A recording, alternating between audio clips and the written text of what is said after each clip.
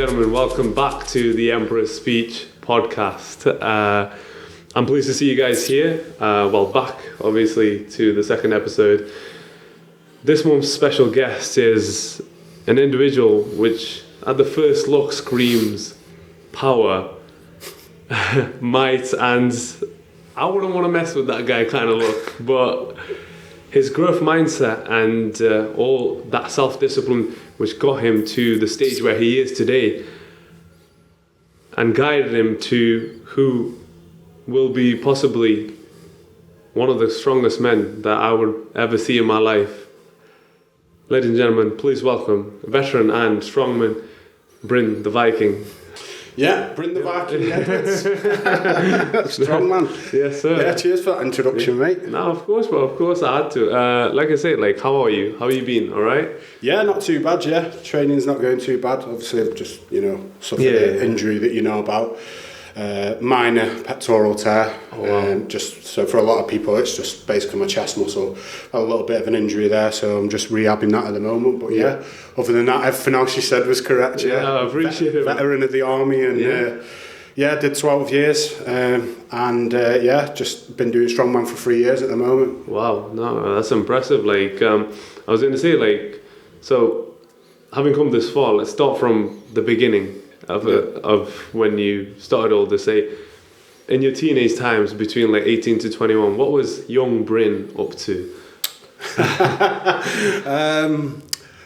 Probably a lot of things, to be fair, mate. But no, seriously. So to start off, probably say childhood, just to skim over it a little bit. There was 4 or 5 of us. For a while, I was the only boy. I've obviously got a little brother now. He's 8 years younger. Okay. So sort of didn't really have a father figure. So for my sort of male role model was sort of, potentially other people's dads. And not even sort of personally, just sort of looking at them and looking what they were sort of doing. But what I found was anyone that sort of knows me now or knows me from past, I was a bit of a loner. So I might have been in a group of people, but I was a loner, where, I found it very comfortable to be on my own, be in my own sort of mind, be in my own sort of ways. Mainly just my actual upbringing itself just made me like that. I sort of learned from a young age I could only sort of rely on myself. So I was always sort of deep in my own thoughts.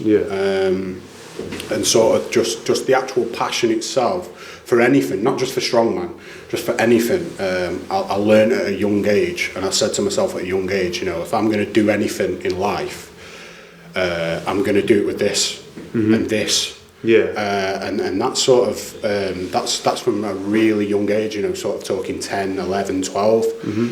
And sort of when I started going through high school, I had different dramas, different kids. All because I was a loner. Never had any real friends that I could rely on.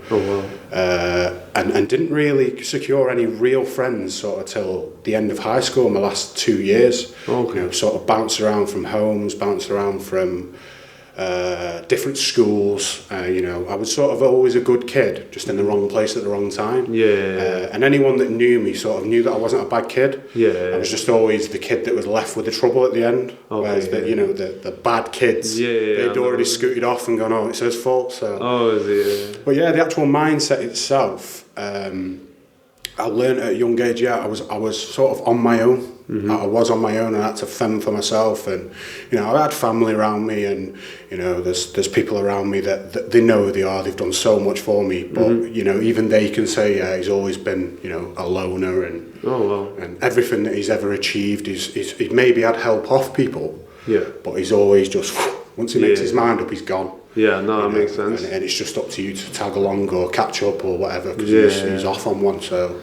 No, I was going to say, bro, from that, what was your ambitions when you were younger? Was that what got you into the army, or? Right, so sort of as a young age, I just wanted to be a footballer. So basically I had, at school, I sort of did cross country. Okay, well. Wasn't sort of built for it, but my mindset was just go. And I used to literally smash people that were 10 times better than me, but they didn't have that mindset. And like I've said to you before, that mindset of just, I'm not going to be defeated. No one's going to beat me today. And people did beat me because they were absolute freaks of nature. When it comes to running, you know, they were skinny, they were built for running, but I was always catching them. You know, they beat me, but I was always catching them. And I sort of took up football just out of potluck. Sort of talked to a friend, he took me to football. That ended up at trials for Stoke. And that just never worked out, just basically because I didn't have the backing from my parent, which was my mother at the time. Just didn't have the backing that maybe I needed. And then that just sort of got squashed. Then went on to high school, moved the other side of the city, which is where I sort of met my best friends now that I've been friends with for like 15 years. There's a group of us, there's about 3 of us. Oh, brilliant.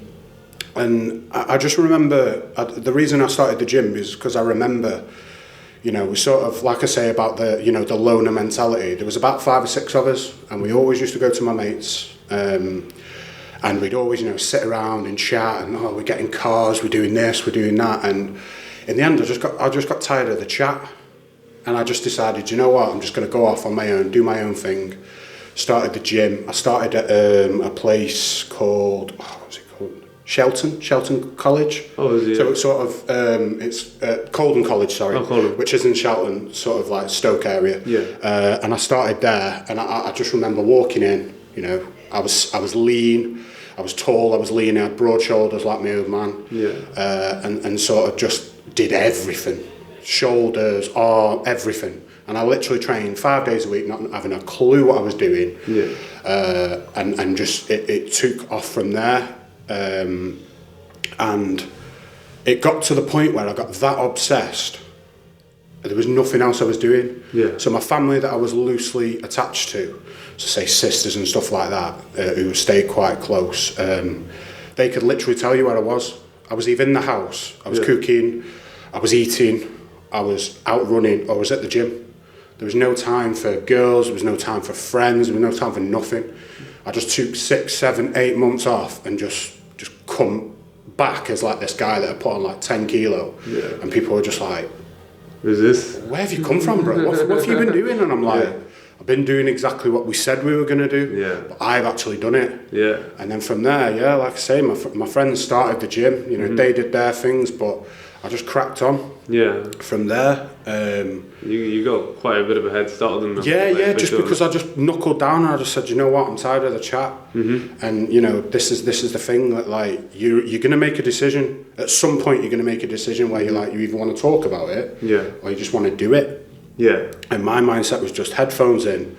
You know, if I'm on the bus, I'm on the bus. If I'm walking, I'm walking. If I'm at the gym, I'm at the gym. Headphones in. Don't listen to the world. You know, and zone out from it. I think from there, mate, I think people start to respect your hard work. You know, even the staff at Colden College just used to go, you're never at home, you're always here, well, you may as well move in, you know, because it got to the point, mate, where like I'd signed up for the army, and I know this, it's a funny story actually, it's going to sound pretty silly, but the reason I actually signed up for the army, this is genuine as well, is because not the instructor, the guy that was in the recruitment office at the time, used to be in Hanley. He basically turned around to me and said, if you join the army, you know, you're a big lad, it's free gym. I was like, free gym? So not about tours, not about training, not about shooting, nothing like that, just free gym. Okay. That's it. And that was it, I was off. I was just there and then. So like, how old were you when you went into the army? So I was... So funnily enough, I tried the first time when I was 17. And what it was, I just didn't get on with one of the sort of the recruiters. I think he had a bit of an attitude. He was one of them sort of old head army guys, and sort of like, I remember just turning up one day and I was like 5 minutes early, like he always said, and like they didn't open the doors, and then he was like, you're 2 minutes late, you're not what we're looking for. And my attitude back then was, I was a bit annoyed by that, so in my head I was just like, you know, F you, like I'll just go off and do my thing. So I basically sacked it. But then I went back to Colden College, and I basically signed up to the army prep course. which is basically a preparation course where they just get you into that mindset of doing phys every day, you know, sort of learning about the army, learning about history, you know, anything from knots. So it's sort of like cadets, but a bit more involved. Oh, yeah. So, but yeah, I did that, and that got me ready. And then I remember meeting sort of people that were in my local regiment that like sort of got postings to the college, and they were basically just saying, right, you know, obviously you've run in with the wrong guy, you know, obviously he's out the army now, you know, his mindset was just like sort of that thing where you weren't used to that. And a lot of civilians aren't used to get shouting at, you know. No, a lot of civilians, you'll ask them and they'll go, oh, I'll go red and I'll absolutely savage someone. It's like, bro, you won't, you'll just get twisted up. Do you know what I mean? That sort of crazy mindset. Yeah. But yeah, so I literally, you know, I signed up for that, did 6 months, turned into an absolute beast in terms of running and stuff. You know, 16, 17 stone of muscle and just running, you know, 4 or 5 miles and stuff like that. And I think that's, I remember back to doing a run one day and I'd packed on some size. Like I was about 104 kilo, just absolute tank. Jeez. Like literally no fat on me, nothing, nowhere near to what I am now. Obviously I'm a lot bigger now, but back then I was like 10% body fat. I was ridiculous, and I didn't even see it in myself. No. And I remember I was running across. So I used to be from Blurton. It was just like a rough council estate in Stoke. But, I remember running across a bridge, and I was like sort of not struggling, but I was like sort of just getting a little bit drained before I catch my second wind. And I was about 4 or 5 miles in, and I remember just having a sort of a conversation with myself in my head, and I was like, why am I doing this? What am I doing this for? And then I sort of got my second wind and I snapped out of it, and I remember to this day, it's like 13 years ago, I remember just doing this, like that to myself, and I went, that's it. That's when my switch just went, and it's sort of when I leveled up in life, you know, no matter what happens now, I'm not going to be defeated by what I set out to do. Just something as simple as a run did that to me, has made me do what I've done, has made me do what I've done in the army, has made me do what I've done when it comes to like cage fighting and stuff like that I've done, strength sports, anything like that, now even strongman. Now everything came, you know, childhood and all that's led to that, but that was when the switch happened on that run, and I remember that to this day. It was about 13 years ago, 14 years ago. It's in fact like quite a tremendous skill that people achieve when they find that button in their brain, isn't it? Like, how old were you when you made that decision? When I had that switch? I'd like to say about 17 and a half, maybe 18. So I'd already packed, young. I'd already packed on the size. You know, and people said to me, you know, you've got to keep up with the cardio, this and that, but you just don't know. People don't know until you're there. No. You know, people can look at people and go, oh, he's a freak, he's massive and he does this cardio. Before you know, he could be gassed the whole way round, but he's just trying to put on this persona to motivate other people. Or you could be skinny and be like, oh, he's amazing at running, but he's actually blowing. You know, that sort of thing. or they could be, you know, fat, but absolutely amazing at running. You know, you just don't know how someone's feeling in their brain and how much they're struggling, because if they can put on a poker face, they'll put on a poker face. But that was when I was in myself, and I always used to run at night because I didn't like people watching me. I wouldn't say self-conscious, I just didn't like people watching. I just wanted to head down, no cars, just run. And I literally used to run from Blurton to Hanley City Centre and back. And that'd be like twice a week. So it's about 8.5 miles, something like that. And I used to always try to just do it under an hour. You know, and I was 16 and a half, 17 stone. Do you know what I mean? And I just went for it all the time. There was no like slow down points. If I was slowing down, it was like, right, hurry up, get your shit together, let's go. And that's where I was at that age. No, it's incredible. Like the growth mindset was instilled in you at the age of 17. Oh yeah. Do you know what I mean? But do you feel like, you know how your experiences of like lacking friends in a younger age and like building it on top and seeing how your friends were reacting and not moving in life, was that what made you realize that the growth mindset was necessary?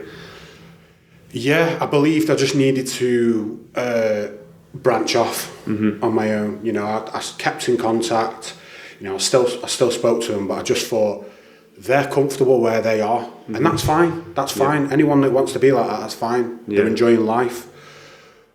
But I just think for me to achieve what I wanted, I needed to be honest with myself, and I wasn't going to achieve that sat around a table talking to 4, 5, 6 mates, having a brew after school every day, then after college every day, and we were going nowhere in life. Yeah. Any of us, they were obviously, waiting for jobs, or they were fulfilling their college courses and stuff like that, but that weren't enough for me. That wasn't where I wanted to be. I knew that when I first started a college course, which was at Burslem College, which was gas, installation and maintenance, I didn't even see it out a year. Yeah. Because I didn't want to do it. I was just there to be there. Well, everyone else was doing it, so why don't I do it? And then, the thing that got instilled into me, a lot of people were saying to me around me, adults and stuff like that, just get a trade, just get a trade, just get a trade and you'll always have money. Well, I'd rather be happy than have money. If I'm happy, money's going to come anyway. Yeah. But if I'm just going to sit there and go, oh, okay, well, I'm a gas man now, but I'm a happy rolling out of bed and going, do you know what, I'm going to fix someone's boiler today, I'm going to make a couple £100. I hate my job, I don't want to do it. Yeah. So why not go to work every day doing what I want to do? Or why not get a job that's going to let me do things I do? Mm-hmm. And when I had a lot of downtime in the army, it let me do things I wanted to do. Yeah. Don't get me wrong, it wasn't perfect. Mm-hmm. But compared to a normal job, 9 to 5, and then having to come and slug my brains out at 7 o'clock at night and train, or we've got nothing on today, lads, go and train, do what you want. Yeah. It was effortless, do you know what I mean? Mm-hmm. It was like, obviously I'm going to choose that. Mm-hmm. Do you know what I mean? So I was like, yeah, this is what I'm going to do in the army. Mm-hmm. And then obviously from there I joined the army. Yeah, so. No, I mean, incredible. Like, yeah. So how was the transition from your normal life to being in the army? Because obviously it is a taboo. Yeah. It's a completely different lifestyle that you live. It's pure discipline within the army lifestyle. How was that transition? Did you feel like it didn't feel much different because you were already disciplined in your daily actions anyways? Or No. It doesn't matter how disciplined you are. Yeah. The army, definitely, bear in mind I was infantry. Oh, yeah. So infantry is hardcore of hardcore. There's no rules. Yeah. The instructors do what they want to do. Yeah. You're not joining up to fix tanks. You're not joining up to, fire a couple of shells. Mm-hmm. You're being trained to kill the enemy. Yeah. As savage as that sounds, that is what the infantry is. It's the truth. Yeah, that's all we are. Yeah. And they basically in the first 3 months break you down to the point where you're just like, what is going on here? Yeah. I'm up at 6 a.m, I'm going to bed at 11 at night, I'm getting smashed all day, on fairs or on lessons, they're drilling me constantly where it comes to a point where you're not even thinking about what you're doing, weapon drills or tactics or anything like that. You're just like that for like 6-8 weeks. You're just like that for the first 6 to 8 weeks. And then you start to slowly get into it and you start to see how you've changed when you come home.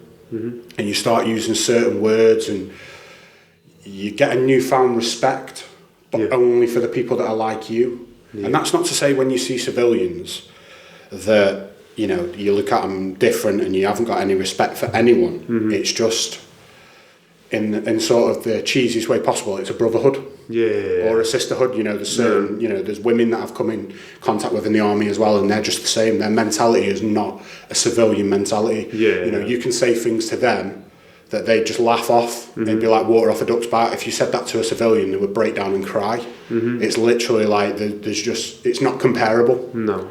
So, like I say, they break you down for the first 3 months, this basic training, and then sort of the next 3 months is you just getting drilled. And then when you finally leave, you go to your battalion. Mm-hmm. So my battalion that's no longer around anymore was Free Mercy in the Staffordshire Regiment. Okay. So our insignia was the knot. Yeah. Which that's why I chose it, because I was proud. I was a Staffordshire boy. I'm a Stokey born and bred. Yeah. And I was just proud of that. That's all I wanted to do. It's just be part of that. And they were based in Germany. Yeah. So for the first 3 to 4 years of my army career, it was in Germany. Wow. Which you can imagine was just hectic. I can imagine, absolute madness. How did you have to adjust to the language by any chance, or like? So we learned certain words like danke, thank you, dankeschön. It all depends where you were in Germany. Oh, okay. If you were in little small pocket villages, very German. Yeah. If you were sort of in the big cities, like I was based just outside of Hanover. Okay. So between Hanover and Munich. Yeah. So obviously I was in the middle of Europe, living it large, like all the rest of the lads. And basically, you go to the big cities, everyone's, it could be anything, could be Turkish, could be Russian, anything. So the actual English language travelled very well. Yeah. So in terms of German, people didn't really speak German around you unless they were speaking to other Germans. Oh, okay. But their sort of setup is, I'll say it proudly, it's so much better than the UK. Yeah. Oh, it's unreal, mate. Their welfare state, their public services, everything is so much better than the UK. It's not even comparable. Yeah, technologically and like systematically. Not necessarily technologically. I just think more, just in terms of, just even the presence, the feeling of being there. It's just like you're welcome so much more.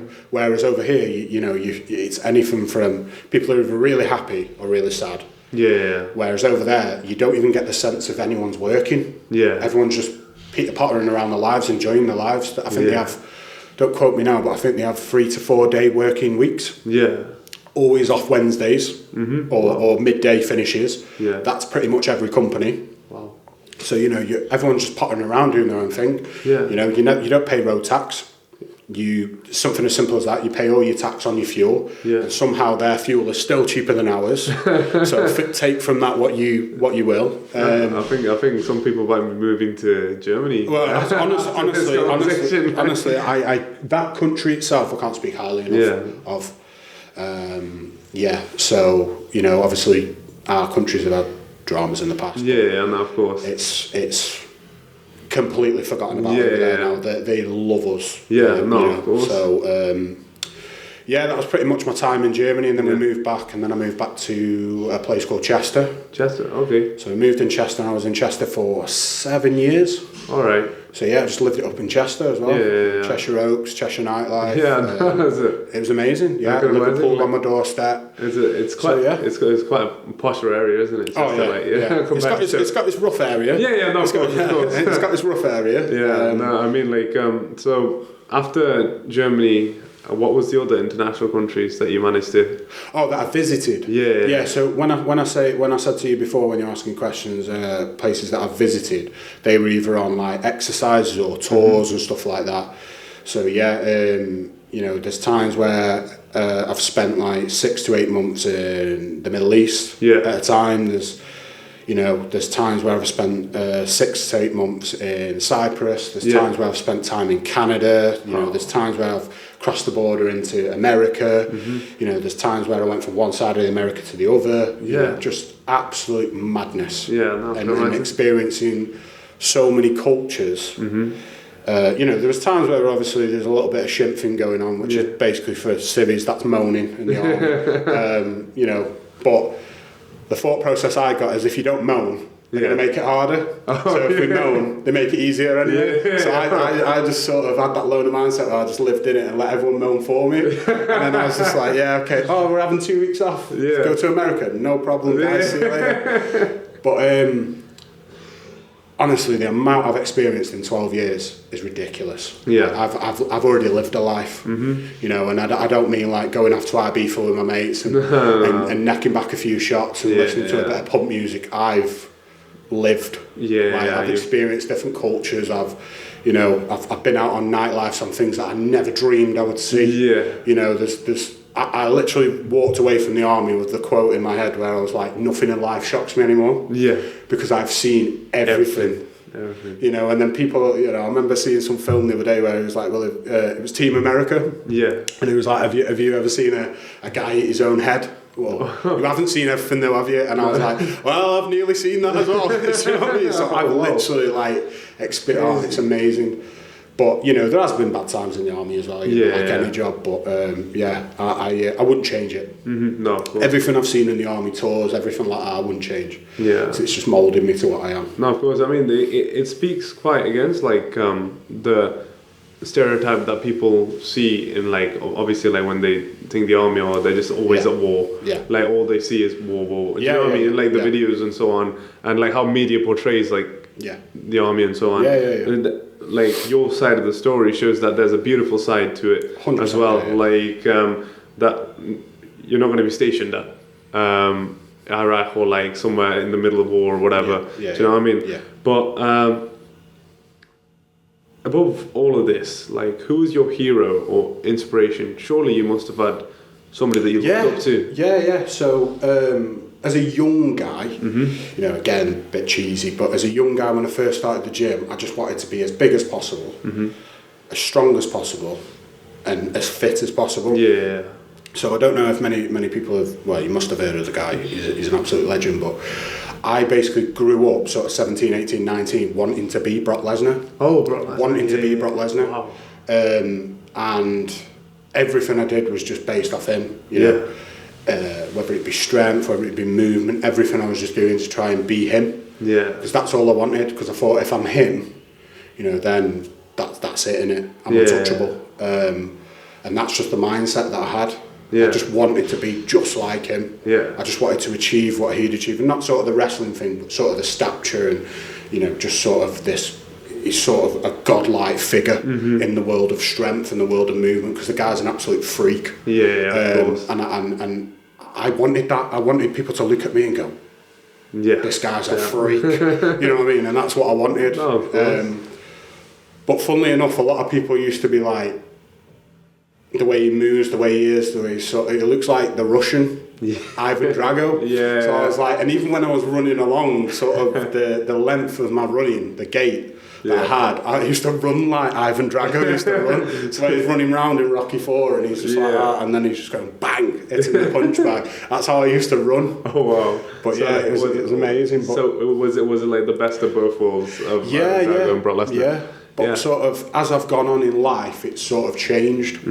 So who would your hero be today? Or like... So today, I wouldn't say I've got a hero now, as such. I would say definitely people I take inspiration from is probably a better way of saying it. I wouldn't say I sort of idolise them. No. But I would definitely say, in terms of who I take inspiration from, funnily enough, when I first went to Germany, was a big guy, a guy called Andy Meller, who was sort of, he was like me, he was a PTI, so a physical training instructor in the army. Basically guys, we wear white vests, if you've ever seen it, and a red belt. So if you ever look at any army sort of stuff, that's pretty much how we were dressed. We were pretty much on every Friday stand in front of 500-600 people, a battalion worth, and there'd be about 10 of us, and we'd take them all on fitness. And when I joined the battalion, I very quickly got known for being a bit freaky. Where I'd be doing a run with lads, and lads would have, say, a backpack on, and I'd have a backpack on, and I'd be running with a log as well. Just to be like, lads, this is what you want to be. And they were just like, you're a freak, man, what's going on? And just to be that one step ahead. Just to be that guy. And I remember this guy, Andy Meller, so he was sort of my build, you know, about 10 years my senior. And I remember we had a conversation once in the gymnasium when sort of no one was there, it was just me and him, it was a heart to heart, and he basically turned around to me and he was like, the genetics you've got, the mindset you've got, when I first laid eyes on you, he was like, you can achieve anything you want to achieve if you put your mind to it. They're the genetics and mindset you've got. So stop with all this, you know, just normal army stuff. You need to now knuckle down and go for it. And sort of at first I was doing, you know, the MMA, the cage fighting, as some people will know it instead, you know, or UFC or however they want to call it, but it's MMA.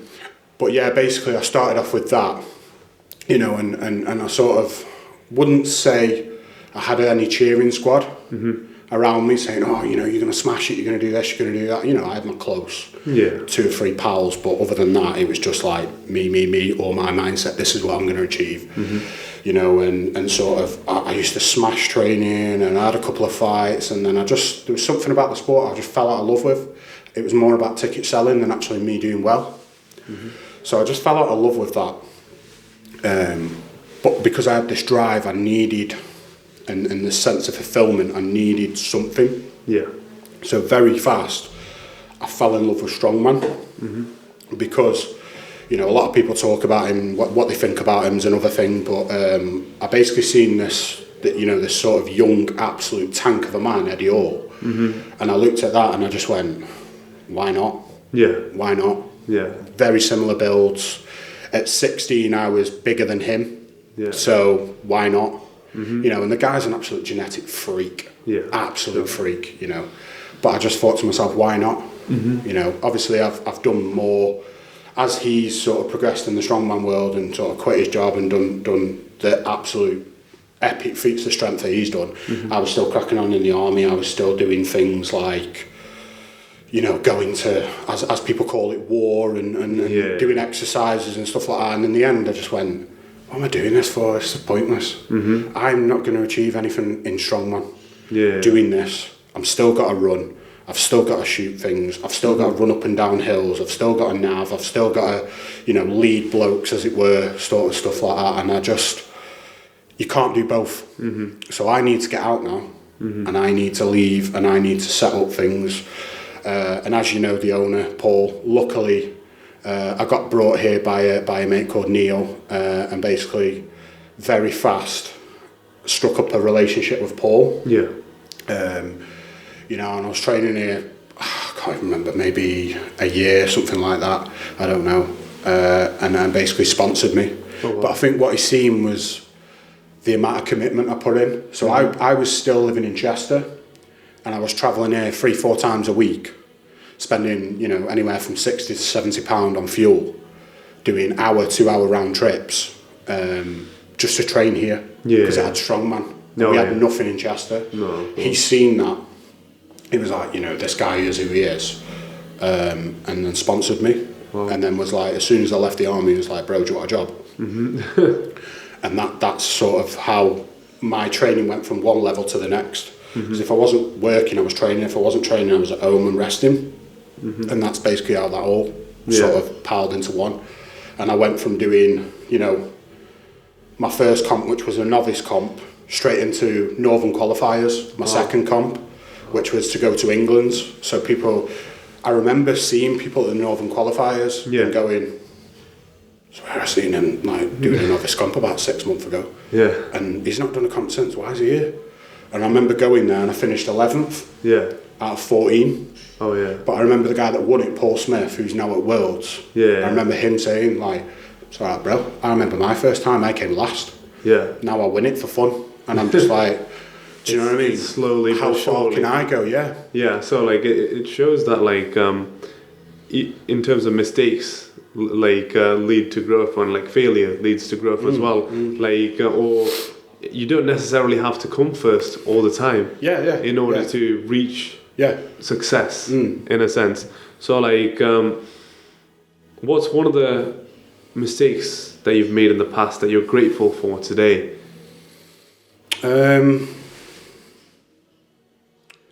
I would say, and this is being brutally honest with myself, I would say prioritising things that don't matter. Okay.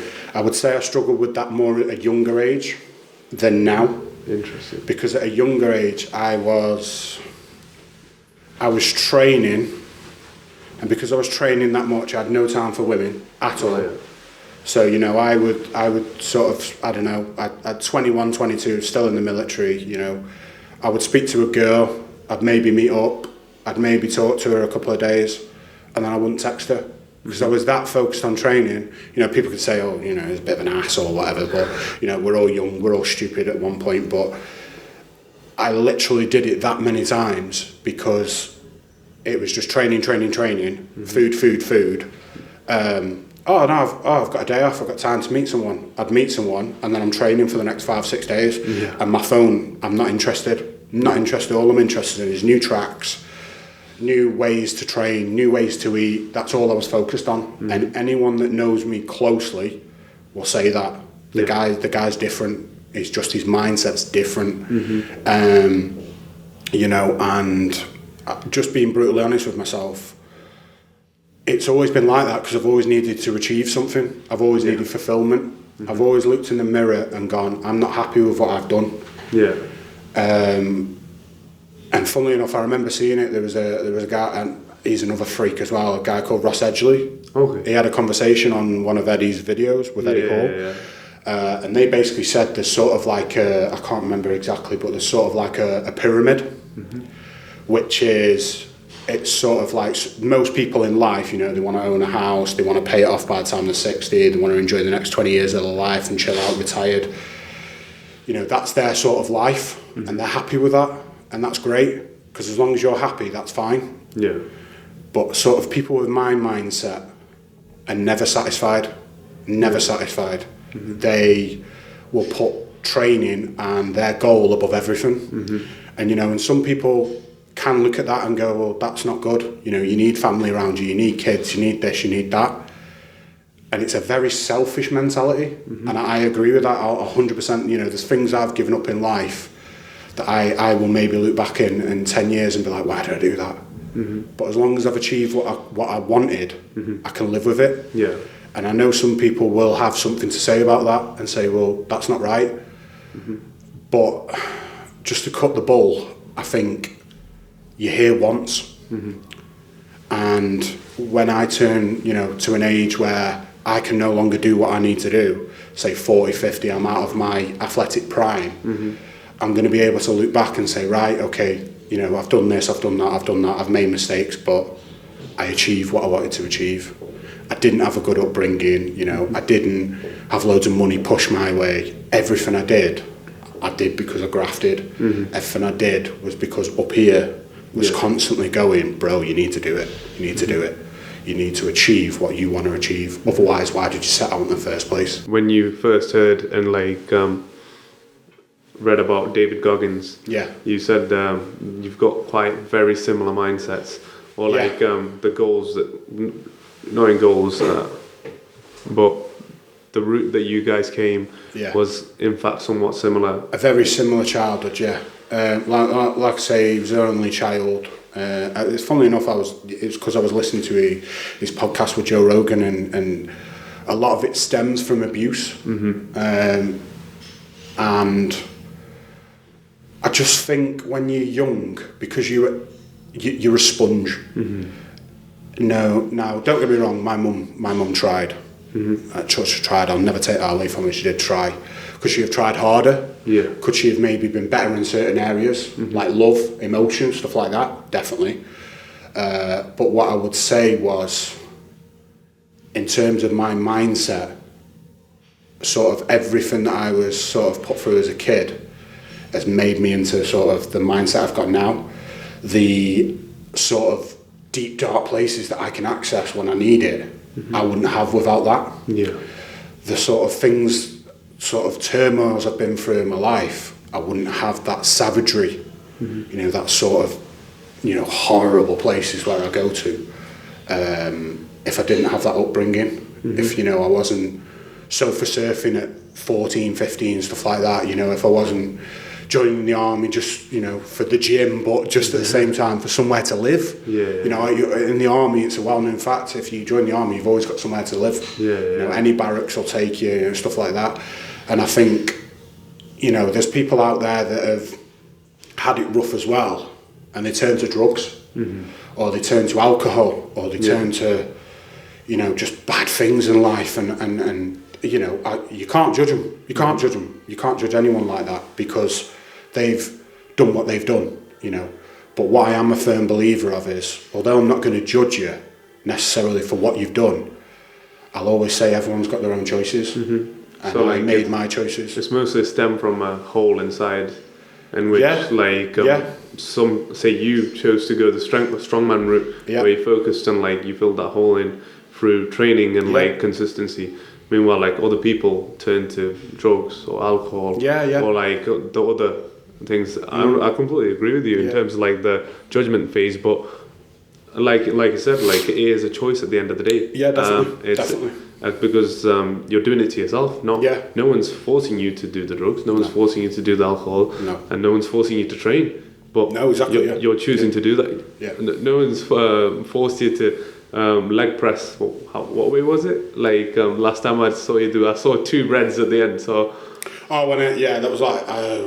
It's on Instagram. I think it's like 800 or something. Yeah, something like that. Leg pressing 800. Yeah. Almost like that's about a car, isn't it? Yeah, pretty much, yeah. But like I said, like no one's forced you to do that. Yeah. You built your way to that, and that was your choosing to go that path. And get to that point.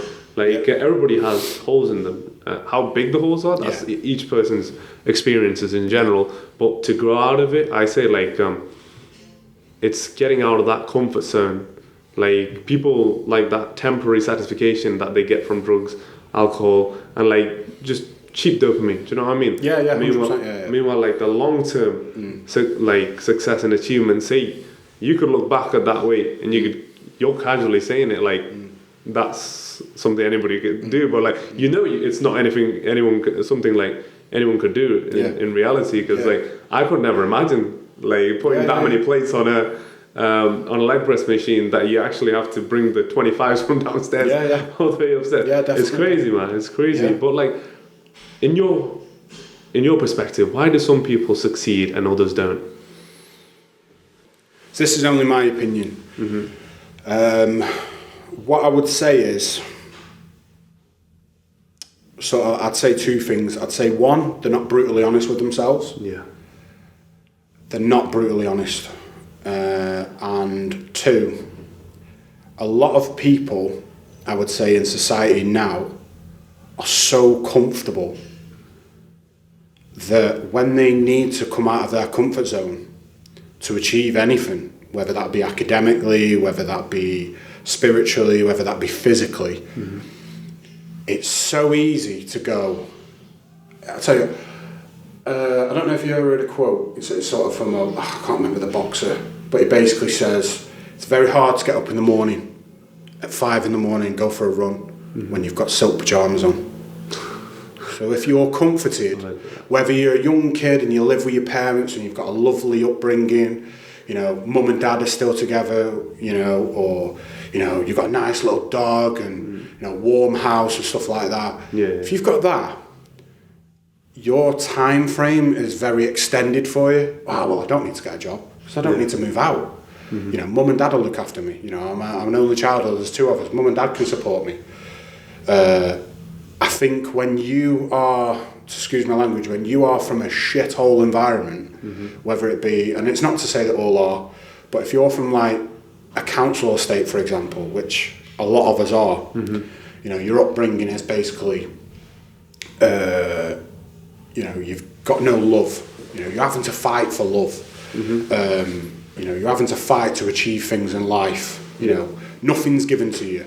No. Your sort of family ethos is, if you go and work in B&M, it's all right. It's fine. It's fine. No problem. Well, Mum, I'm not going to get a mortgage on working for B&M. Mum, I'm not going to get a mortgage working for, I don't know, got a part-time job at Asda. I'm not going to get a mortgage doing that. That's fine right now when I'm 17, 18. If I'm doing education. But if I want things in life, like a mortgage, like a house, like this, like that, like nice cars, stuff like that, I've got to go out and graft. I've got to go out and achieve things mentally or physically. So like I'll go back to what I said at the beginning. I said to myself at a young age, for me to be engaged, I've got to achieve things with my hands, body, legs, everything. Everything's got, brain-wise, that's why I'm very physical in what I do. That's why I want to do coaching. That's why I do all this stuff. That's why I was a PTI, because it comes so naturally to me, because it's all about mindset. And the more I can force my mindset onto other people, force is probably a harsh word, but the more I can sort of sprinkle my mindset onto people and them go, do you know what? It's not actually as hard as it makes out. I may never be him, and as good as him at what he does, but that's okay. As long as I better myself, then that's okay. I've achieved something. Because I've got other things to do in life, like a better job, this, that. A physical side for some people is only part of the parcel. For me, it's more 70-80% of my life. Yeah. You know what I mean? I've got a little bit of time for other things, but for a lot of people, the physical side, coming to the gym, is 2 hours and then they forget about it. It's nothing. For me, it's everything. Yeah. So, but yeah, like I said, I think people just need to be more honest with themselves, you know, and they need to realise that to achieve certain things, it is going to be hard work. Depending on what you want to achieve depends on the amount of effort you need to put in. So if you just want to look better in yourself and feel better, you know, it's just something as simple as, well, get a grip of your diet. You know, it's not that hard. The only hard part is, do I want to shovel some crap in me today? Yeah. Or do I want to eat good, clean food? Yeah.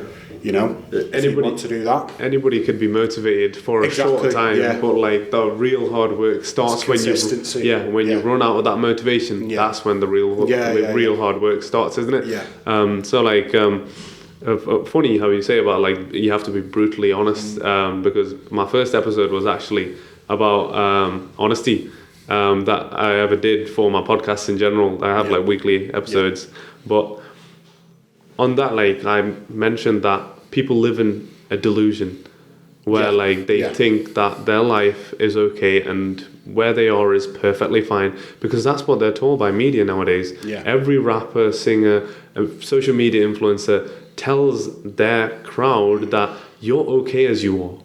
There is nothing wrong with you. You know, I'm all good with this positivity thinking and stuff, but when you're telling people that there's nothing to improve and they're perfect, that's pure and blatant lying towards everybody. Like the truth is, like they're hiding the right of truth towards these people. Do you know what I mean? Like when I would never tell anybody that they're perfect. Do you know what I mean? Like I would say on that, perfection is definitely, it's an opinion anyway. But what I would say is, if you're brutally honest with yourself, there is no such thing as perfection. But the way that certain people get to the top is trying to chase perfection. Now, everyone's going to always have holes in the physique or holes in the game, whether it be strength, whether it be academically, anything, you know. Some people are amazing at maths, but crap at English because they're dyslexic. That's a hole that you've got. How you deal with that is mindset. How you deal with that is effort. And it all, like you were saying before, it all stems from mindset. And it all stems from being honest with yourself. You know, if you're going to put the work in and you're going to put the effort in, even if you only get a slight bit better every day, stop comparing yourself to other people. Other people are better than you at certain things. Other people are worse than you at certain things.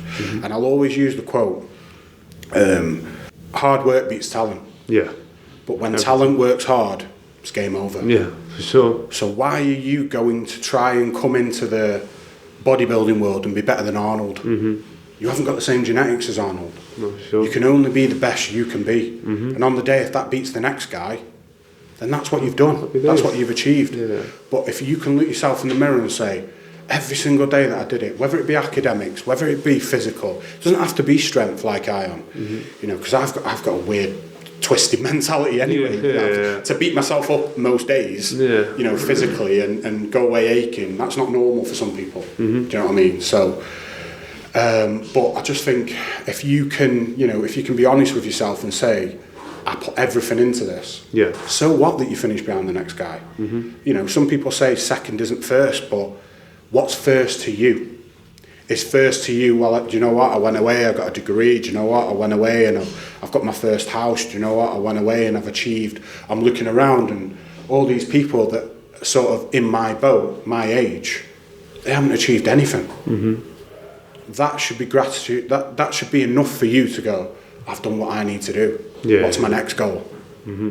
So, like I say, you know, you can explain it all day, but it comes down to honesty, being honest with yourself and knowing what you can achieve. And if you look at yourself in the mirror and say, I can achieve this, let's see it then. That's how it needs to be.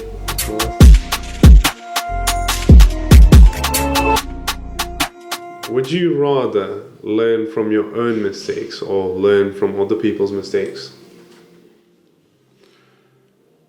So I think certain things in life you have to experience yourself. It's that simple. You're not going to grasp the whole situation itself, the whole lesson, if you don't experience it yourself. You know, there's certain things that people can't teach you, that you have to sort of, you know, through, like you were saying before, through failure and stuff like that. Funnily enough, when I joined the army, there was a quote up on the wall, and it said, people learn from their mistakes, a wise man learns from other people's mistakes. And that's sort of what I did all the way through the army. Was sort of like, I would watch other people first. I would be that guy that would go, oh no, you go first. See how they do it, whether it be speaking, whether it be tactics, whether it be running around, anything like that. I'd see what they did, pick apart what they did wrong, and I'd make sure I didn't do the same mistake. And then mine would always be that little bit better. You know, there was obviously people that are more gifted than me in certain areas, so they would do even better than me. But I was never bottom because I was always learning from other people's stuff. One thing you will find in the army is sort of the age group from sort of, sort of infantry, as it were, low ranks especially, is you can have anywhere from an 18-year-old to potentially a 34-year-old. And I was working with, you know, people that were across this 14-year gap, you know, every day. So some days I'll be speaking to men, other days I'll be speaking to kids that have done things that I hadn't even done in life, you know. You know, potentially drugs or potentially this or potentially that. I've never done, you know, a recreational drug in my life. You know, your types of coke, your types of pills, your types of all this mad stuff. But I don't need to, because I've asked people that have done it that much, that have been that honest with me and just gone, and that many people have given the same feedback. I know what it's like to do cocaine. I know what it's like to do pills. I don't need to experience it because it's not something I'd want to do anyway, but I've already had that info, so I've moved on from it. You know, and people are like, but you need to experience it yourself, bro. And I'm like, it's not for me. See, the thing is, like, I'd say, like, with drugs, like, most people talk about, like, all that 1 to 3 hours of fun in between. Like, they don't talk about the come down. See, this is the thing in the army, people are brutally honest. They do. People have been, you know, there's times that people have told me that, you know, there's so many different names, but there's times that people have told me, especially in basic training, you know, they get drug tested before, sort of, they come in and stuff like that, and they're like, you know, you need to stop the drugs now, you know, you're a civvy there, nothing we can do, you're military now, you know, you fail the drug test, you're out. So the amount of stories that I've heard of, like, things like wig and peer and stuff like that, people going on leave and having mad ones, people coming back with no eyebrows, stuff like that. You know, I remember a story where a guy was telling me he'd done basically speed.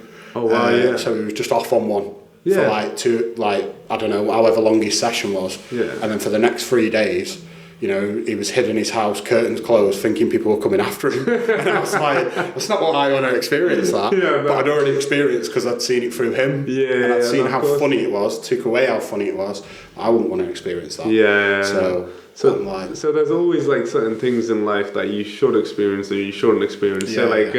From your experience in the army, because all these different cultures is something that people should experience definitely themselves. Like, there's no point of, like, hearing from another person's story, oh, this culture was amazing. It's not something that you can describe to a certain extent, is it? You have to be there to experience it more.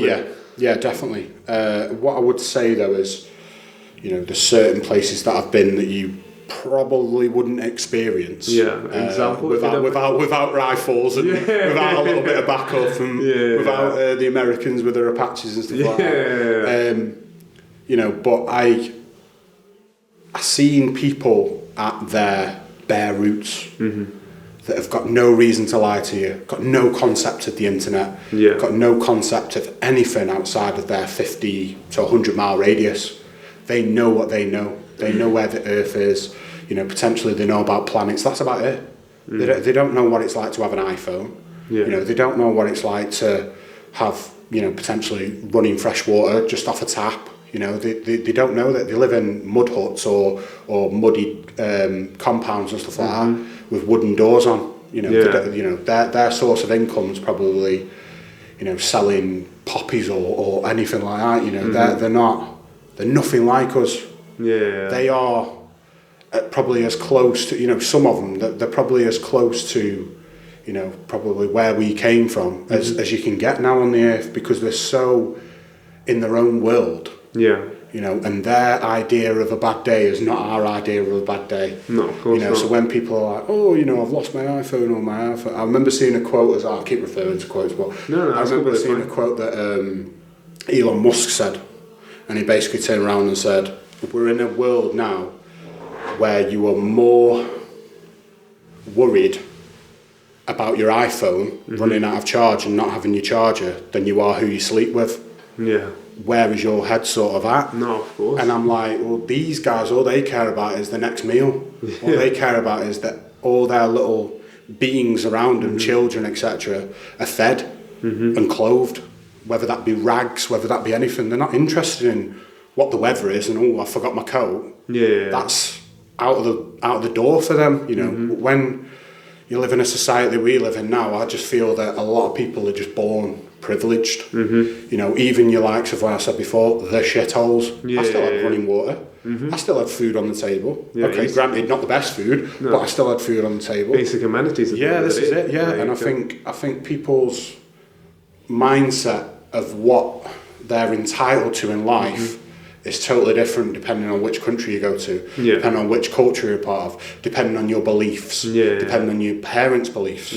Like my mum didn't have a belief. So I was raised in sort of a very simple, sort of Christian sort of basic thing. Everyone was christened, but nobody was actually really christened, that sort of thing. And that's obviously just because England's, Church of England, so it's like, everyone's sort of got a religion, but nobody's actually really religious. Following it up.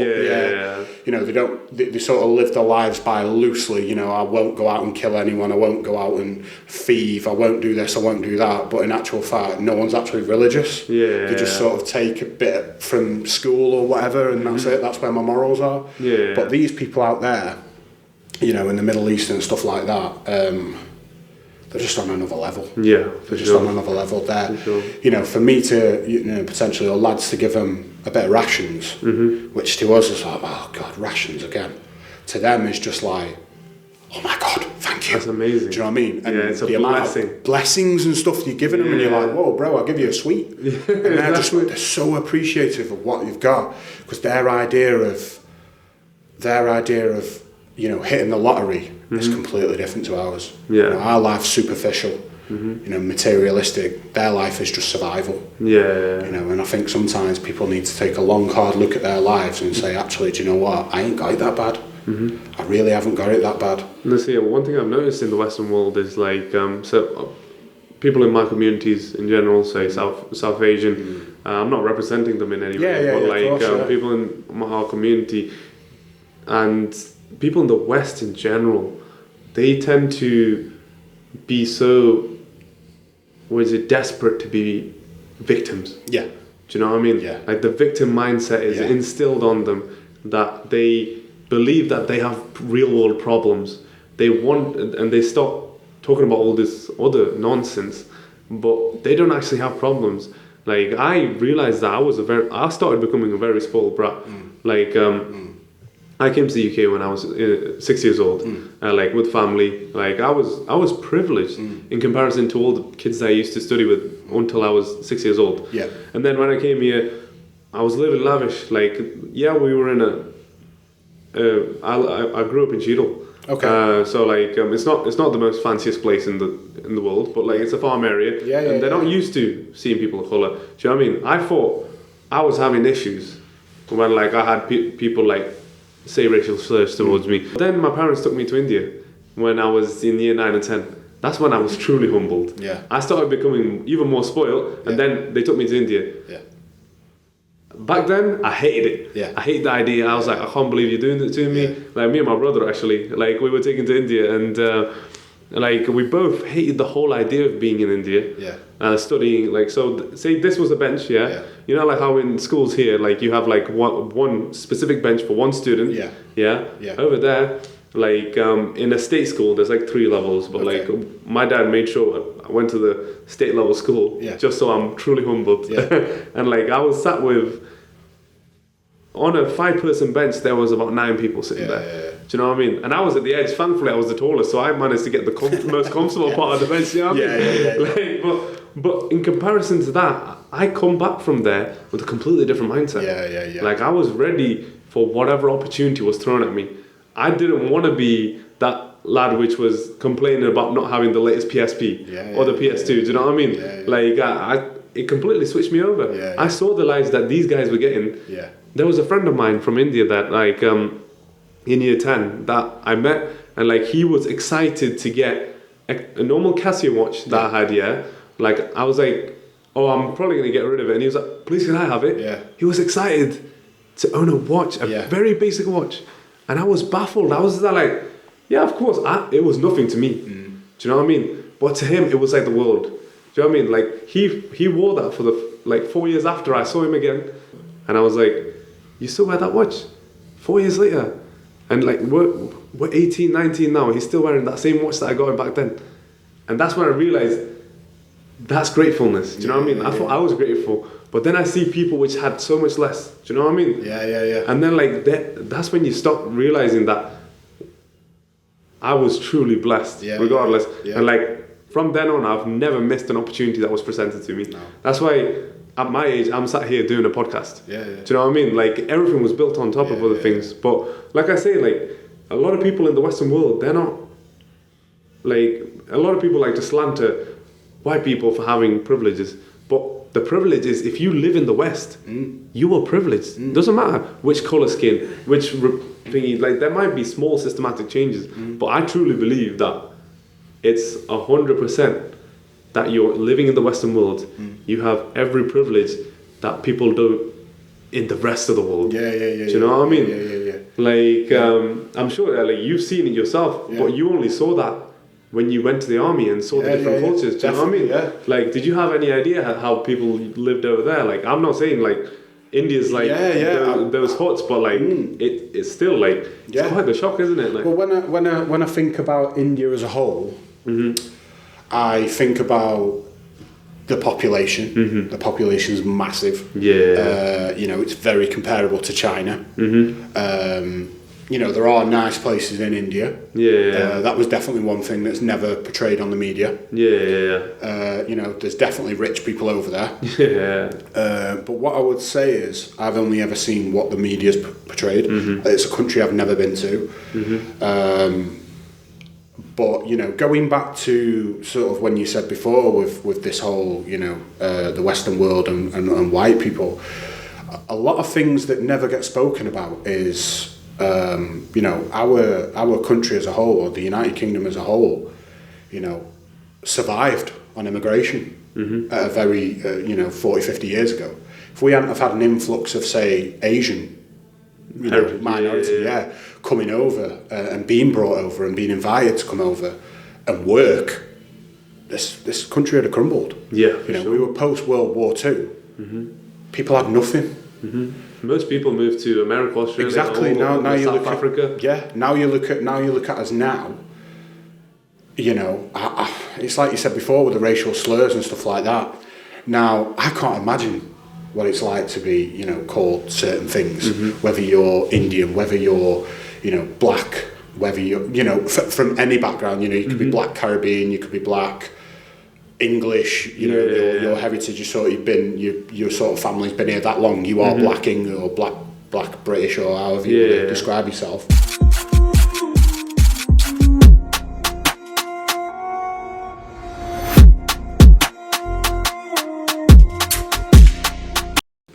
Yeah, you were saying that obviously you will also face discrimination, and say like you could have took that as oh, I'm a victim of hate, just hate, and I'm a victim of hate.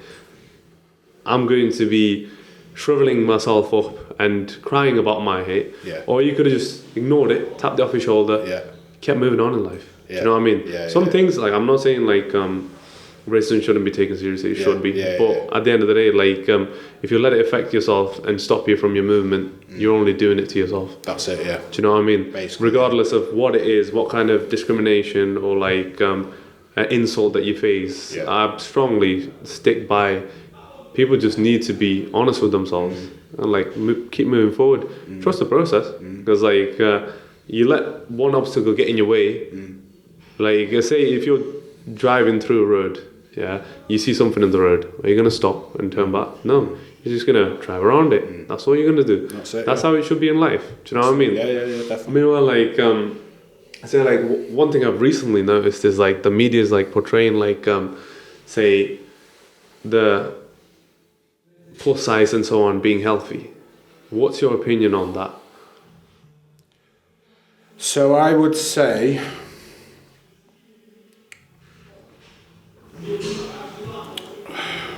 it should be less about. It's very dangerous, the media. I'd think there's two types of way to look at bigger people, and I think straight away you can tell just by looking at them how healthy they really are. Yeah. Now the main thing it comes down to is, are they happy in themselves? And the thing is, if that person keeps getting bigger and bigger and bigger, then usually no, it's not healthy. Yeah. Because 9 times out of 10 from experience, knowing what I know, that person comfort eats. That person's maybe putting on weight through a position of pain. And I've always said that I don't care how much you weigh, I don't care how you look, as long as you're healthy and as long as you're happy, what's the problem? Yeah. Now, if you're going to stand there in front of me and say, I'm a size 18, I'm a size 20, I'm a size 22, these are just numbers I'm chucking out, I don't 100% know how big these people are. You know, women would know better because it's their sizings. But, okay, for example, a guy, if he's 5XL, 6XL, 7XL tops, it's a very overweight guy. Yeah. Unless he's an absolute tank of a man. I mean, just to put that in regards, I'm a 4XL. Yeah. People look at me and don't go, I'm fat. But if you're 5XL, you're probably going to be fat. Now, fat as a whole, not everyone needs fat. But if you've just got loads of excess fat here, there and everywhere, you know, the first thing I would look at is your diet. Now, if your diet's rubbish, it's full of rubbish, it's full of, you know, unwanted calories, it's full of unwanted saturated fats, so not unsaturated fats, saturated fats, then you need to take a long hard look, because I don't care how healthy you think you are, I don't care how happy you are, the fact is you're going to die very soon. Your heart is going to be full of crap, your heart's going to be full of cholesterol, your heart's going to be full of, you know, dirty sugars that you don't need, and you're going to go to an early grave. You then need to be honest with yourself, like we go back to again, is that what you want? And then is that what your family wants? Is that what people around you want? And I think that's when necessarily not you as a person, where you're comfortable as such to buy bigger clothes, you know, to live a bigger person's life. For example, obstacles in life for these people. You know, there's times where I've come driving behind people, you know, and there's a man or a woman in a car, and she can't even, or he can't even turn his head to look at his mirrors.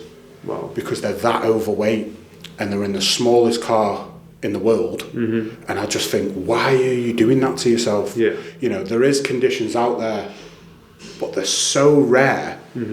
It just comes down to eating too much and not exercising enough. Now, if you want to eat crap foods, if you want to eat or have a, you know, a sort of a crap diet, that's fine. That's you as a person. But understand that potentially you'll influence people around you, i.e. kids. And then potentially your kids will become overweight, your kids will become unhealthy, your kids potentially won't have a decent mindset because all they're doing is craving sugary foods or fatty foods. That's not to say, you know, on the weekend you can't have a blowout. People have blowouts. I have a blowout. You know, there's times where, bro, I'm going to smash a pizza, 3,000 calorie pizza, and I'm going to go, whoa, well done. But do you know what? The next day my ass is in the gym and I'm training, and I can potentially offload that for calories because that's what I need. And I can say to myself, well, you know, I've put 3,000 calories in, but you know what, tomorrow I'm going to go to the gym and do the business. Just for reference, like, how much calories do you usually on an average? Like, yeah, so at the moment, average is a on a day, a normal day, a training day. Yeah, so a normal training day, if I'm just ticking over, we're talking 4,500 calories. Oh. If I'm sort of trying to put weight on, as in muscle mass, getting ready for a comp coming up, within 6 to 8 weeks, I'm pushing 7, I'd say. Yeah. Crazy. Wow, that's amazing. Yeah. Like, but yeah, you were saying before that people should stop, it comes back to being brutally honest at the end of the day, doesn't it? Because like they have to look at themselves and think, am I what the media is telling me I am? Do you know what I mean? Like where obviously like I say, the media is dangerous, where they turn around and tell people that you're perfect as you are. Yeah, definitely. But like at the end of the day, not everyone's perfect. True. Right? Yeah. Nobody is perfect. No one. And when obviously people are hearing this, and like it'll be from the influences that you'd never expect, like which they're influences for a reason, but they're taking advantage of the power to push negative agendas, if you know what I mean, to keep people on that little treadmill where they won't ever go anywhere in their life. Do you know what I mean? Like usually, like most people you could see their lifestyle choices from how they look in general. Do you know what I mean? Yeah. Like it reflects how you look reflects your choices in life. Do you know what I mean? Do you know what I mean? Yeah. So actually a story got told to me the other day, and like I said, just quickly, this isn't to reflect on every single person on the planet. There is anomalies. There is, you know, these really heavy people out there that have achieved great things. Yeah, of course. But usually it's going to be academically that, you know, they've basically binged, but at the same time they're so clever. Yeah. But like you say, mindset wise, something got said to me the other day, a story got told to me, which was basically, you know, I'll mention no names, but it was basically council workers. Now, in my opinion, council workers, especially ones that sit around tables, are probably the most overpaid, lazy people in society. They just are. They're so overpaid for what they actually do. They just rob a wage. And that's, from what I've experienced, from what I've asked of other council people that work on the council, they've told me these people rob a wage. Now, I was told by a very reliable source that, you know, they were basically talking for 2 to 3 hours, typical meeting that they have to discuss, you know, funding, all that sort of stuff. And basically, you know, they got to the point where it was sort of 4 o'clock coming up, and the guy that was at the head, that was like, you know, the chairman of the actual meeting, was like, right, it's nearly 4 o'clock now, guys, we need to wrap this up and go. Well, we still need to talk about one other subject. You know, we need to talk about child protection. We need to talk about certain things that you need to sign and talk about, so these can get signatures, so certain things can get pushed through, so certain things can get done. Oh, well, we'll just push it to the next meeting. Well, when's the next meeting? In 2 weeks. All right, okay then. Why? Because you want to get home before the traffic. And I'm sitting there and I'm like, well, what was this guy like? Well, he was fat. He was, you know, he had a chin. He had a triple chin. You know, struggled to breathe. You know, had like a lunchbox just full of crap next to him. And I'm like, that mentality speaks for itself. That all you're asked about is getting home and killing yourself with food. Yeah. Why are you not striving to? You don't have to be perfect. You don't have to be a bodybuilder. You don't have to be, you know, this fitness guru. You don't have to be, you know, a CrossFitter. You don't have to be a marathon runner. Why don't you want to be healthy for yourself? Why don't you want a mindset where you go, do you know what? This is a very important issue that I need to speak about right now to solve, get the signatures. So what if I work half an hour, 45 minutes over my time? This is important. And I just sat there and I was amazed at what I was hearing. I was like, wow, that's one council. Imagine the rest of the councils around society that control our you know, potentially our society, you know, our towns, our cities, stuff like that. And I'm just thinking, wow.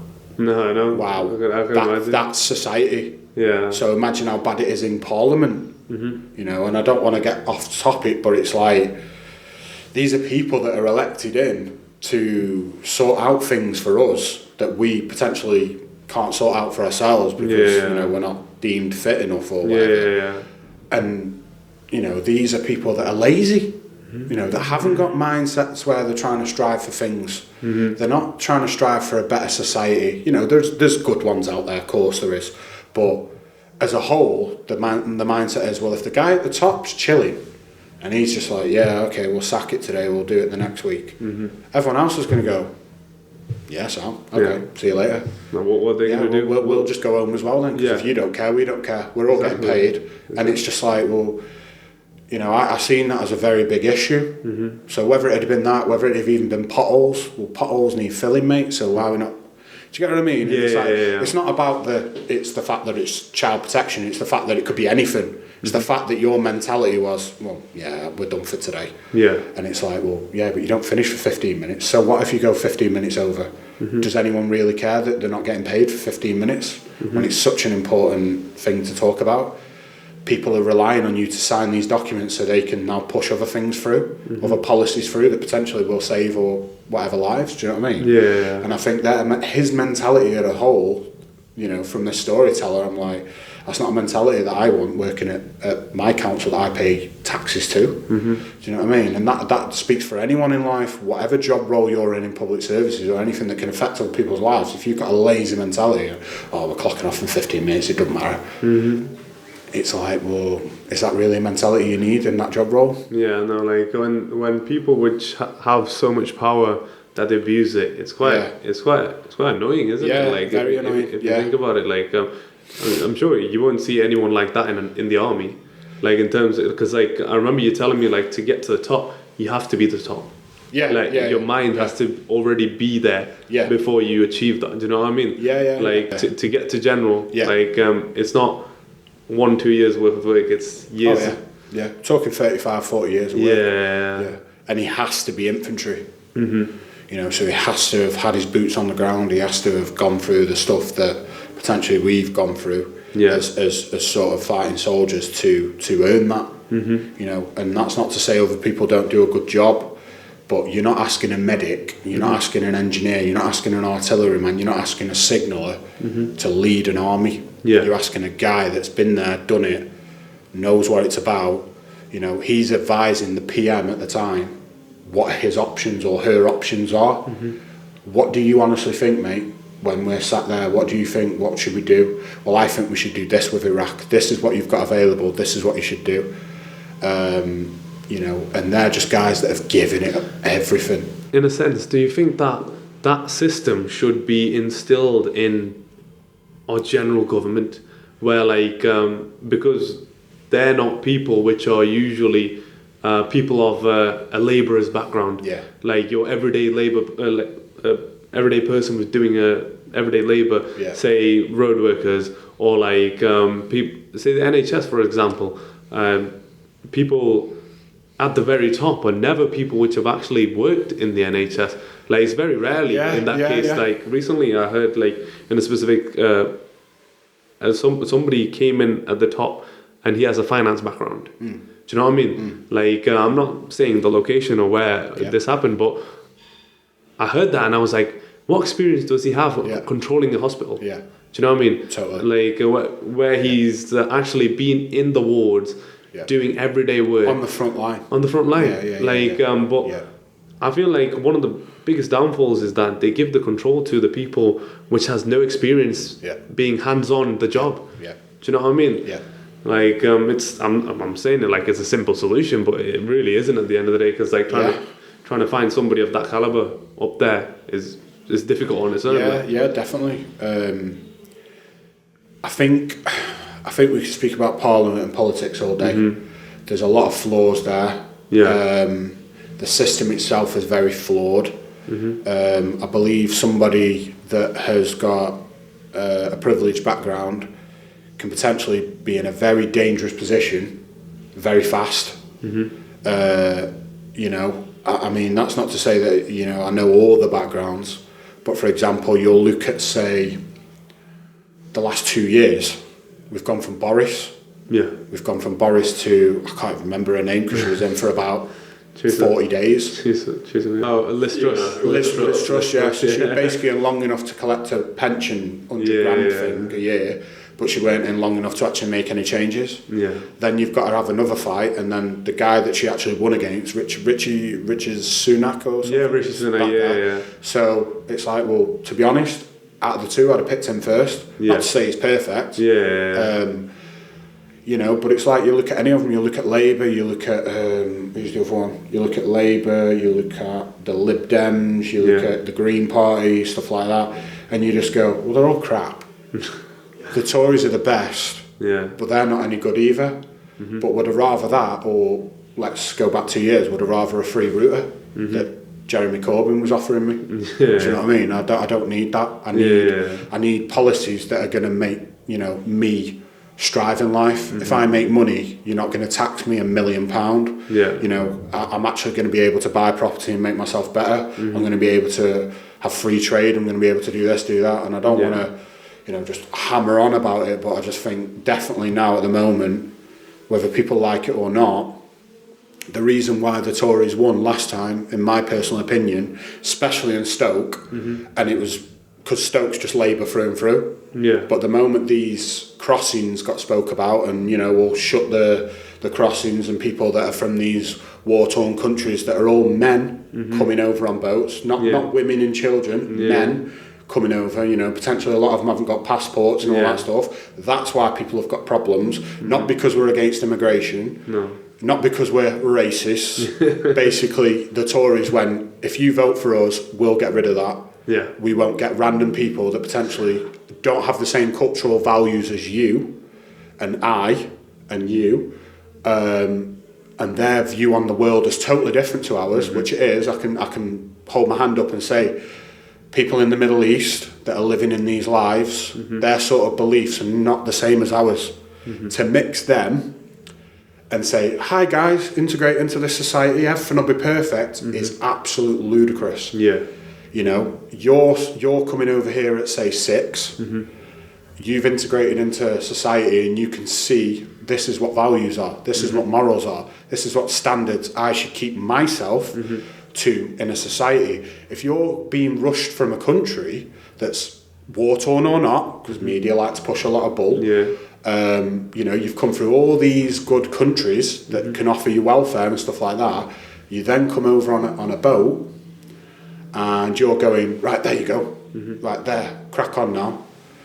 I just feel you're asking for chaos. You know, and a lot of the stuff, whether it's right or left, whether it's like charities saying, well, you know, they deserve to be here, whether it's people saying, oh, you know, they're this, they're that, blah, blah, blah, nothing to do with me. What I do is look at facts. And the facts I look at is, in Stoke-on-Trent, when the election was done, this is what the Tories said, we'll stop that. And pretty much the whole of Stoke went, we're Tories now. And I was like, well, doesn't that say it all? No, exactly. The fact that we've been Labour, and now finally we go, well, stop that. Everyone's just gone, yeah, we've had enough of that. And that was media driven as well. You know, they get this, they get that, they get that, they get that. Have you actually been down? Have you actually seen Dover? Or are you just seeing what you see on the media? Of course. Like I say, it goes back to the 5 minutes. If I can change your opinion in 5 minutes, because what I'm saying is fact, and you change your opinion, you haven't got an opinion. You don't know anything. So like I say, just going into politics, I just think it definitely needs a massive reshape. It's never going to get one. The people that are benefiting now are always going to benefit because it's a little hidden society behind a closed door. I'm a firm believer, if you join that society, if you don't conform, you're gone. And I believe that people that make a lot of money will always make a lot of money. And I believe that policies that are driven are money-based driven. So I think you either use the society you're in to make a lot of money, learn the loopholes, make a lot of money. Don't want to go off like Andrew Tate now, but learn the loopholes that are there for you to progress. Or you just live a normal casual life, and that's what you're happy with. And that's what you need to be happy with. You need to be honest with yourself and say, this is what I'm going to achieve, because I can't achieve anything else if I'm not willing to, you know, exploit certain loopholes that are there legally for me to do better. So that's what I think. Wow, incredible, bro! Like that was a lot there. Like that I actually haven't. That's a perspective that I haven't seen yet. Yeah. Especially from a strong man. No, of course. Like it's crazy. Like yeah, right. So I'm gonna wrap up this episode with an advice that you'd give to your younger self if you were able to sit down and talk to a 17-year-old Bryn and tell him how to achieve the success you're at right now, or say just generally in the audience that's listening to the podcast right now. So I'd say straight away, definitely, it doesn't matter what age you are, you can always make change. Yeah. You can always make change. You've just got to be honest with yourself. Yeah. You know, whether you want to make more money, we'll cut back on some luxuries, save some money, invest in a business, invest in things that are going to make you money. I believe everyone needs to know that every day is a learning day. If you think you know everything, you need to have a long, hard look. Yeah. I would say definitely the younger generation, we're talking 17, 18, you know, go out, enjoy yourself, by all rights, but have a plan. Have a 5-year plan. Oh, well, I'm going to go out with my mates on the weekend, you know, and I'm going to get drunk and I'm going to make mistakes, I'm going to do this, do that. That's fine. You do that. You live your life, or you know, do things that you think you're living your life with. But just be honest with yourself. Next week, I'm going to hit it again, and I'm going to grind towards my, you know, things that I want, whether that be a 5-year plan, 10-year plan. You know, if you're sort of 28, 29, you know, not have owned your own property or looking at owning your own property, you've lived with your parents since you were, you know, born till 28, 29.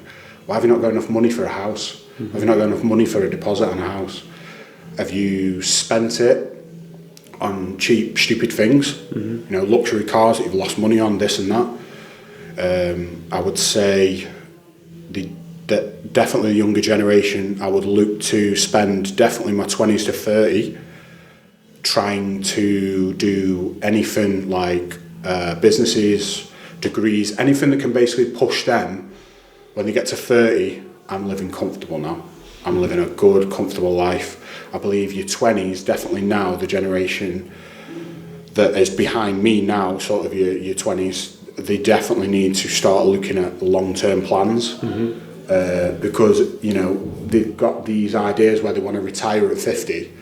That ain't happening. You know, it might happen to one or two lucky individuals that somehow make a business and it booms, and, you know, but you sort of, let's talk on a grander scale of society. You know, a lot of the generations now that I'm seeing behind me just want to go out and party. Yeah. And I think that's fine. Saturday, Sunday, happy days. But make sure that Monday to Friday, you know, you're grinding towards what you want. And that's not just... It's not just sort of having fun. It's the people you surround yourself with. Yeah. So, like, for example, if you're out and about and you're, you know, potentially spending time with people that are just draining, they've always got problems, they've always got, you know, just constantly moaning about life, negativity. Do you really want to surround yourself with them sort of people? Or would you rather have one or two true ones that are around you that, okay, they're not achieving things that you achieve, but the support's there, the drive's there, bro, I can't believe you're doing what you're doing, that's amazing. That sort of stuff. If you've not got that around you, I always come back to it, choices. You've got the choice to cut these people off, or you've got the choice to go, do you know what, on a Saturday night, I'm going to go out with these people that are maybe not on my level. Yeah, they moan, they do this, they that, but they're still there. I've known them since day one, whatever. But you'll find the more you mature, the more you achieve in life, then people become less and less. And you start to look at them and go, it's maybe not worth my time that I'm spending with these people. I need to surround myself with people that are driven. Yeah. And even if that's not your age group, for example, like you look at Paul, in my life at the moment, the guy's 15, 16, I don't want to insult him, 15 years my senior. Look where he's achieved. He's saying he started at like 35. So he started really late. Yeah. But the switch that hit him has made him achieve what he's achieved. Yeah. So if I'm starting younger, why can't I achieve the same? And that's not to say to build an epic gym. That's to say I can achieve anything that I want business-wise while I'm still trying to be, world's strongest man. Yeah. Why can't I do both? As long as I put a little bit of time here and a little bit of time there and blah, blah, blah, that's my main focus. But my little side ventures when I've got time, why am I not doing that? For sure. Do you know what I mean? So I would say to people, it always just comes back to you need to be honest with yourself. If this is what you want in life, what do I need to do to make it happen? And if you're just wasting time going out partying or just wasting time sitting down watching movies and stuff like that, everyone needs relaxation time. Everyone needs the time to just unwind. I understand that. But I think as you're younger, you've got so much more imagination, you've got so much more creativity, you've got so much more energy. If you can achieve it in your 20s, 30s, 40s, 50s, you're chilling, mate. You are chilling. You're on another level to people. People are looking up to you. People are going, how have they achieved what they've achieved? Because they spent more time doing that part, which some people look at and say was hard, and not just sat around and trying to chase girls or pointless friendships that aren't going anywhere or don't mean anything, pointless interactions with people that don't mean anything. I think there comes a point where you've got to look and say, am I going anywhere with this person? Am I going anywhere with that person? Or can I just keep it to one or two texts and go, yeah, you okay, mate? Is everything all right? Yeah, happy days, done. Because what you'll find is them people will latch to other people like them anyway. So when you're trying to level up, don't let people be below you, pulling you down from your legs. Remove baggage. Remove baggage. And I know it might sound savage, but trust me when I say, when you're 21, 22, 23, you don't see people like that. I'm talking from me at 23, I was not a normal 23-year-old. I was earning good money, I was going different places, obviously through the army, but I seen things what they were. My surroundings were 28, 29, 30-year-olds that were going, bro, I've done this and this. I'm learning from your mistakes, I don't need to make them. I've got money now, I've done this, I've done that, I've got my own house, own cars, stuff like that. That's what I've done already. But I don't see that as an achievement because I've already done it. I see now I need to level up myself, hence why I surround myself with the people I do. I need to do business stuff, I need to make more money, to the point where I'm so comfortable to make money as hard work. Because I'm going, oh, well, I'm comfortable with all this money I've got now. Do you know what I mean? I've put the work in, I've put the graft in. What do I need to do now? Well, now I've got other goals that potentially other people would never even think about because I'm already comfortable with money. I've never been a materialistic person. It's never meant anything to me. As long as I've got enough money to do everything I want to do, I'm not interested in having $1 million in the bank. As long as I can fulfill the lifestyle that I want. Whereas now I'm starting to look at it more, but it'd be nice to have $1 million in the bank. To go, do you know what? Actually, I just want to go train with this guy in America. I'm going to go catch a flight. I don't need to work for 4 weeks. That'd be an amazing thing. So that's what I'm looking at more now, where I can set up businesses, side things, stuff like that, other sort of revenues of income that are sort of sustainable without me having much to do with it. Even better. Happy days. Even better. Happy days.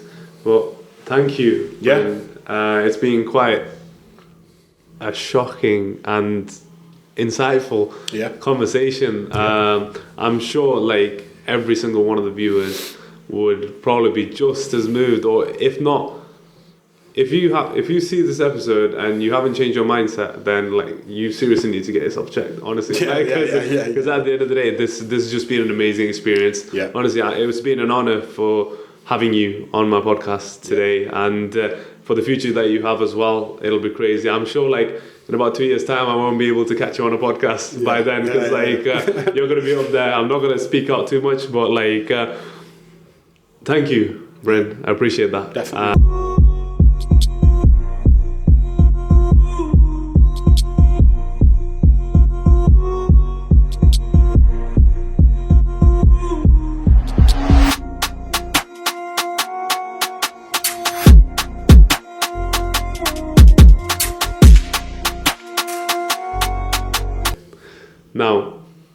Now, thank you for joining us today on today's podcast. I do appreciate each and every one of you joining me And thank you for all the feedback from the last episode. I hope you bring up the same amount of feedback and show the same amount of love that you did for the last episode.